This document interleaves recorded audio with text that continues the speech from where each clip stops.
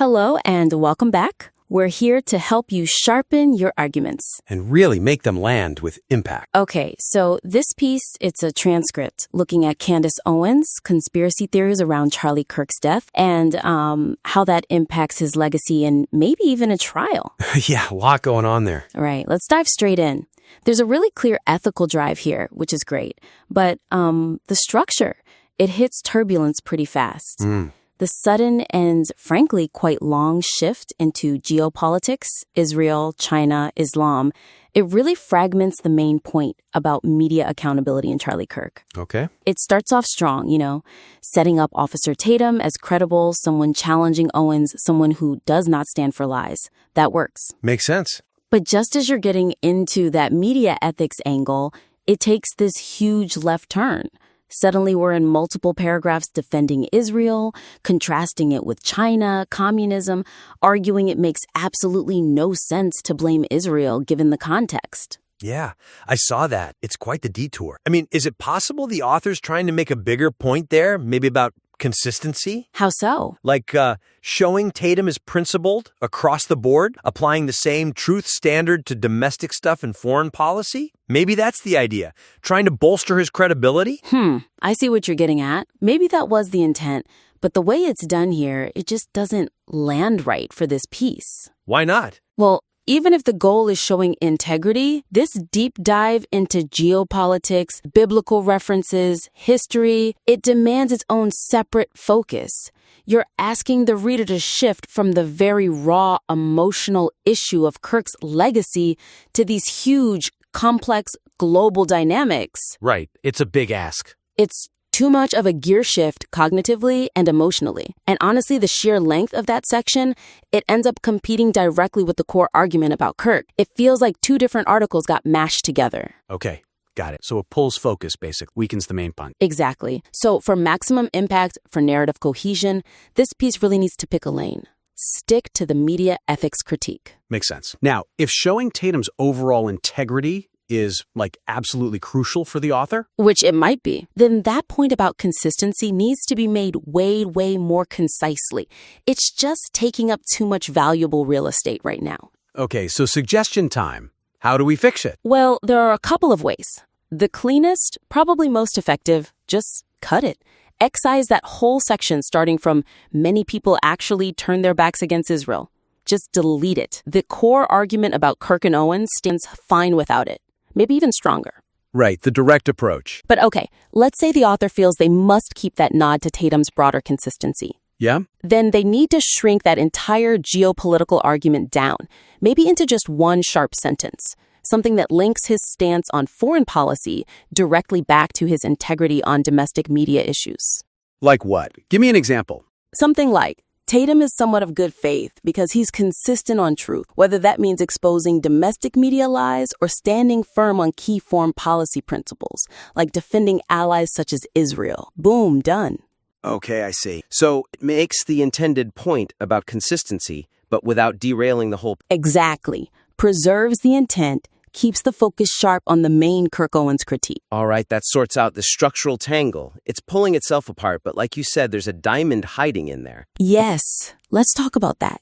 Because amidst that structural issue, there's this incredibly powerful original point that isn't getting the spotlight it deserves. Which is? The most original and high-stakes claim that spreading these conspiracy theories could actually help the killer potentially get off by creating reasonable doubt for a jury. That's underdeveloped right now. It's not the central thesis, but it absolutely should be. Ah, okay. The legal jeopardy angle.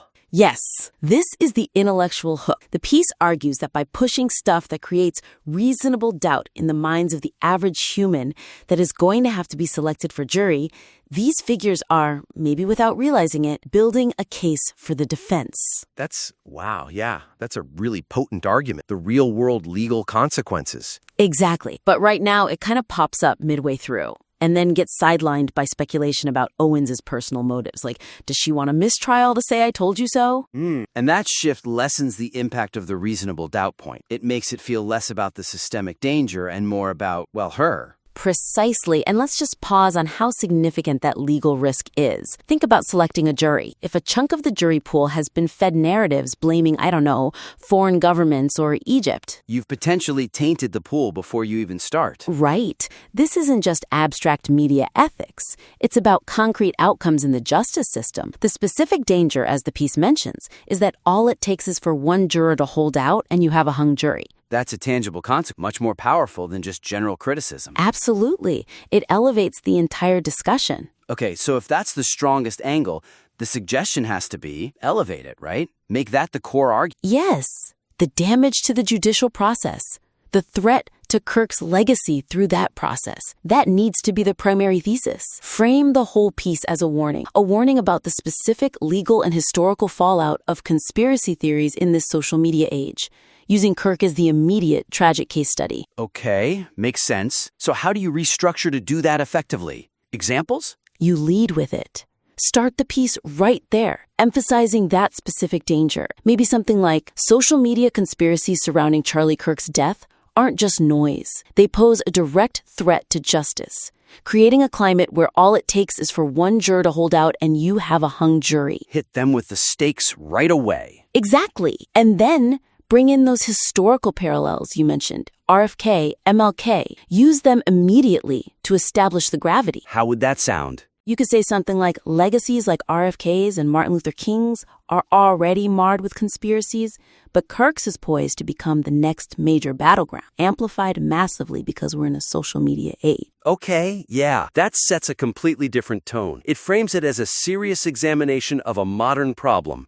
using this case as the prime example. It transforms it from just a critique of one person into a much broader, more significant warning about media, justice, and legacy in our time. That's where the real power lies. Agreed. That feels much stronger. Okay, so we've addressed structure, and we've zeroed in on elevating the core argument about legal jeopardy. What's next? Let's talk tone and style, specifically how the piece discusses motivation. All right. The material spends quite a bit of time on language that's, well, it's very speculative and accusatory about Candace Owens' personal motives. And honestly, I think that dilutes the strength of the actual ethical argument about the impact of her actions. You mean the parts where it questions what she really wants? Yeah, exactly. The frustration comes through loud and clear.